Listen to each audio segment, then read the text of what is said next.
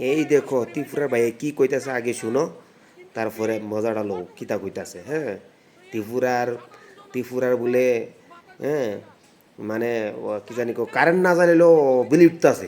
কি অবস্থা দেখো, কি মিটার আইনা লাগাই দিয়ে গেছে, কারেন্ট না থাকলেও বিল উঠে। আরে নিজে নিজে বিল উঠে, কী রকমের মিটার লাগাইছে ভাই। এটা নিয়ে ডিজিটাল ত্রিপুরা, এটা নিয়ে ডিজিটাল ইন্ডিয়া। এই ধরনের ডিজিটাল ইন্ডিয়া আপনার দরকার নাই তো ত্রিপুরার মধ্যে, অন্তত পক্ষে এরকম ডিজিটাল ইন্ডিয়ার দরকার নাই। যে ডিজিটাল ইন্ডিয়ার মধ্যে, হ্যাঁ, পাবলিক লোকসান হইব, হ্যাঁ, গভর্নমেন্ট লাভ হইব, এই জিনিসের দরকার নাই আমরা ত্রিপুরার মধ্যে, অন্তত পক্ষে। ঠিক আছে, বিনা কারেন্টে কীভাবে বিল উঠে, এটা কি একটা কথা? হ্যাঁ, তোমরা এই বন্ধুরা কয়ে যাও এরকম কি কোনো সময় হইতে পারে কি না? ঠিক আছে, বিনা কারণে। আর ভিডিওটা শোনো কিতা কইতাছে ভাই। বাস করি ভাই, দেখেন কারেন্ট নাই কিন্তু বিল অটোমেটিক উঠতেছে ভাই। তো এরকম হইলে সাধারণ জন কি করবো ভাই, মাথায় ধরতেছে না। কারেন্ট নাই কিন্তু ভাই দেখেন মিটার কিভাবে বাড়িতেছে।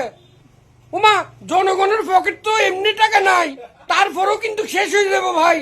আমরা কি করতে পারি বলেন তো? এখন আমি কারেন্টের অফিসে ফোন দিছি, কারেন্ট নাই, তারপরও মিটার কিভাবে বাড়িতেছে দেখেন।